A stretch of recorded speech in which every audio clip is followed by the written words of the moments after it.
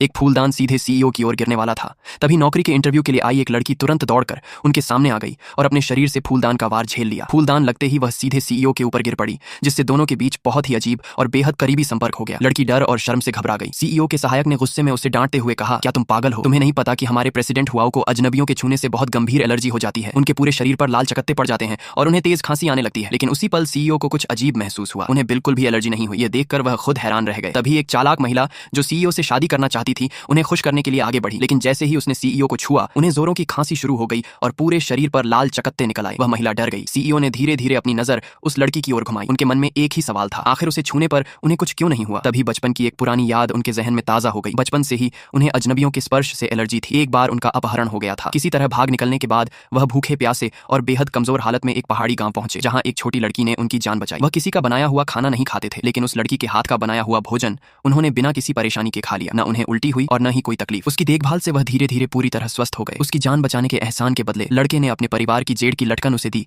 और वादा किया कि बड़ा होकर उसी से शादी करेगा। लेकिन उनकी खुशी ज्यादा दिन तक नहीं टिक सकी। कुछ समय बाद लड़के के माता पिता उसे ढूंढते हुए गांव पहुंच गए और अपने साथ ले गए। जब लड़की सब्जियां तोड़कर वापस आई तब तक गाड़ी जा चुकी थी। वह बेबस होकर रोती रह गई। साल बीत गए और दोनों का एक दूसरे से संपर्क टूट गया। कई वर्षों बाद वही लड़की एक मशहूर मास्टर शेफ की सबसे प्रतिभाशाली शिष्या बन गई। एक दिन मास्टर शेफ के पुराने मित्र को शहर में तुरंत एक कुशल शेफ की जरूरत पड़ी, इसलिए उन्होंने लड़की को वहां भेज दिया। लड़की खुशी खुशी तैयार हो गई। उसके दिल में उम्मीद थी कि शायद उसे अपने बचपन का वही लड़का फिर से मिल जाए। उधर वह लड़का बड़ा होकर फूड इंडस्ट्री का सबसे प्रभावशाली सीईओ बन चुका था और अपने परिवार के रेस्टोरेंट बिजनेस को संभालने के लिए देश लौट आया था। वह वर्षों से उस लड़की को ढूंढ रहा था, लेकिन उसे यह नहीं पता था कि उसके दादाजी ने उसी लड़की को पहले ही अपनी कंपनी में काम करने के लिए बुला लिया है। जो लड़की पहली बार शहर आई थी वह बड़ी मुश्किल से कंपनी तक पहुंची। अंदर जाते ही उसने देखा कि सभी शेफ लाइन लगाकर किसी का स्वागत कर रहे हैं। उसे लगा कि वे उसी का स्वागत कर रहे हैं, इसलिए उसने मुस्कुराकर सबका अभिवादन कर दिया। एक जलनखोर महिला ने उसके साधारण कपड़े देखकर उसे भिखारिन समझ लिया और तुरंत सिक्योरिटी गार्ड्स को उसे बाहर फेंकने का आदेश दे दिया। गार्ड्स जैसे ही उसकी ओर बढ़े, पहाड़ों में पली बड़ी लड़की ने आसानी से सबको गिरा दिया। अपमान और गुस्से से भरी उस महिला ने एक फूलदान उठाकर लड़की की ओर फेंक दिया। ठीक उसी समय सीईओ अंदर आए और लड़की ने उन्हें बचाने के लिए खुद फूलदान का वार सह लिया। यही वह घटना थी जिससे उनकी पहली मुलाकात हुई। इसके बाद लड़की ने सीईओ को अपनी बनाई हुई जड़ी बूटी की गोलियां दी और कहा कि अगर वे इन्हें 3 दिन तक खाएंगे तो उनकी एलर्जी पूरी तरह ठीक हो जाएगी। सीईओ ने अपने सहायक को आदेश दिया कि लड़की का सही तरीके से इंटरव्यू लिया जाए। लड़की ने आत्मविश्वास से कहा कि वह इस रेस्टोरेंट को पहले से कहीं बेहतर बना सकती है। कुछ समय बाद एक मशहूर फूड एक्सपर्ट रेस्टोरेंट का निरीक्षण करने पहुंची। उसने जैसे ही वहां की तथाकथित सिग्नेचर डिश चखी तुरंत उसे थूक दिया। सीईओ ने रसोई को बेहतर खाना बनाने का आदेश दिया। हेड शेफ ने गर्व से एक कथित खोई हुई प्रसिद्ध डिश वाटर फ्राइड एग्स बनाकर दिखाई। सभी उसकी तारीफ करने लगे, लेकिन लड़की समझ गई कि यह सिर्फ साधारण कौशल का दिखावा है। जब उसने धीरे से अपनी राय रखी तो जलनखोर महिला ने उसे चुनौती दे दी कि अगर वह यही डिश बनाकर नहीं दिखा सकी तो उसे तुरंत यहाँ से चले जाना होगा। लड़की शांत रही और उसने उसी डिश को उससे भी बेहतर तरीके से तैयार कर दिया। संयोग से एक वेटर उसकी बनाई हुई डिश फूड एक्सपर्ट के सामने ले गया। सब घबरा गए कि कहीं उनकी मिशेलिन